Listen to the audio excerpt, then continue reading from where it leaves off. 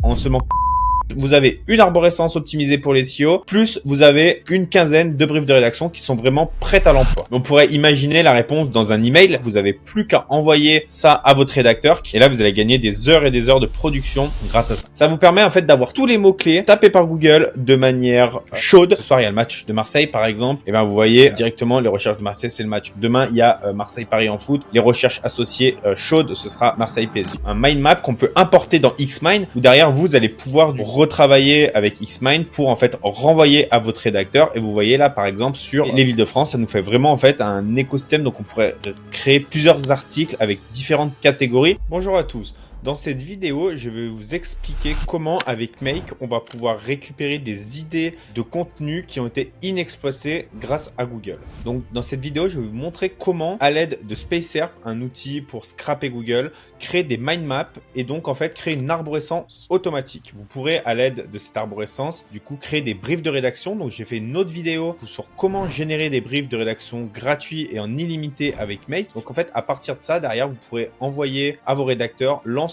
des sujets et du coup créer un écosystème de contenu en seulement quelques secondes. Donc comme d'habitude, on va passer par une démonstration du scénario, puis après je vous expliquerai pas à pas comment utiliser ce scénario. On se retrouve alors derrière mon écran. Donc l'objectif, c'est en fait dans un premier temps de rentrer une liste de mots-clés. Dans mon cas, pour l'étude de cas, on va prendre une liste de villes pour créer en fait un écosystème d'un cocon sémantique de contenu autour de différentes villes. Donc là, dans mon cas, j'ai mis Lille, Paris, Bordeaux et Lyon. Donc je vais lancer le scénario. Que va faire ce scénario? Il va récupérer l'ensemble des villes ici. Il va les convertir en fait dans un tableau pour ensuite itérer sur chacun des éléments du tableau. Dans mon cas, j'ai préféré en fait le mettre dans une variable de type ville, mais on pourrait partir par exemple d'un formulaire Tally. J'ai fait des différentes vidéos sur ma chaîne qui expliquent comment partir d'un formulaire Tally. On pourrait par exemple partir d'un Google Sheet. Voilà, l'entrée c'est vraiment comme vous le souhaitez. Dans mon cas, je trouvais ça plus simple pour le test de partir en fait d'une barrière. Ensuite, pour chacun des éléments du tableau, c'est pour ça qu'on utilise l'itérateur, on va en fait boucler sur chacun des éléments du tableau.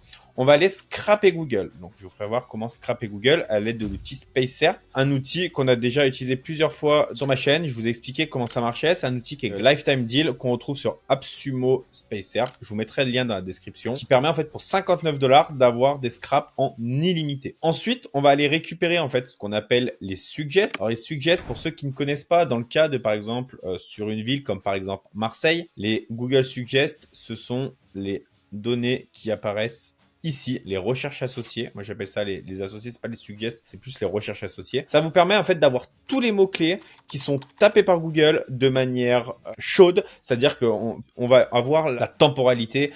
Plus les requêtes tab, on sait que ce soir, il y a le match de Marseille, par exemple. Et bien, vous voyez directement les recherches de Marseille, c'est le match. Demain, il y a Marseille-Paris en foot. Les recherches associées chaudes, ce sera Marseille foot. Marseille-PSG. Donc voilà, ça on va le récupérer, ça nous permet en fait vraiment d'avoir des mots-clés qui ont été inexploités et vraiment tendance. Derrière, on va récupérer aussi les PA, les People Also Ask, c'est les questions posées, qui sont en fait tout simplement des sujets d'articles de blog qui vont vous permettre en fait ici derrière de créer du contenu sémantique autour des questions qui sont réellement posées par les internautes. Donc ça, on va pouvoir les récupérer en fait en masse. Une fois qu'on a fait ça derrière, on va utiliser ChatGPT pour nous faire en fait un mind map au format X. Alors regardez, hop. Ici, je le récupère. Tac. Et vous voyez, hop, ici, si je récupère en fait, hop, le résultat de ChatGPT.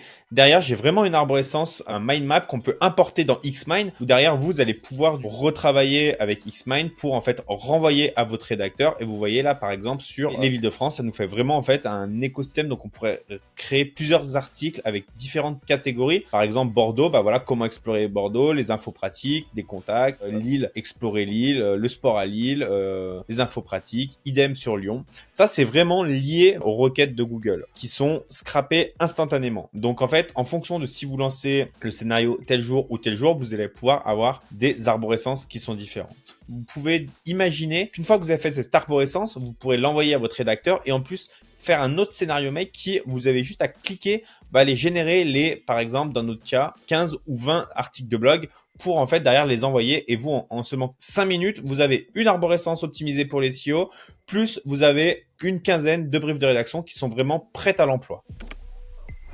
Donc maintenant, on va passer aux explications du scénario. Dans un premier temps, comme je vous expliquais tout à l'heure, on va utiliser le module setVariable pour en fait assigner des valeurs à une variable. Donc tout simplement ici, tools setVariable. Là, j'ai appelé ma variable mot-clé qui comprend en fait une liste de villes. Ici, je vais ajouter une nouvelle variable qui va s'appeler content. Donc, c'est vraiment pour que vous compreniez le type, c'est une variable de type contenu qui derrière, en fait, elle va avoir la méthode, donc la fonction native de make qui se trouve dans text split, qui va permettre à l'aide d'une chaîne de caractères, tout simplement, qui vont être séparés par une virgule, de casser cette chaîne de caractères pour la mettre sous forme de tableau. Pourquoi sous forme de tableau? Parce que c'est plus simple en fait dans des scénarios make de traiter sous forme de tableau.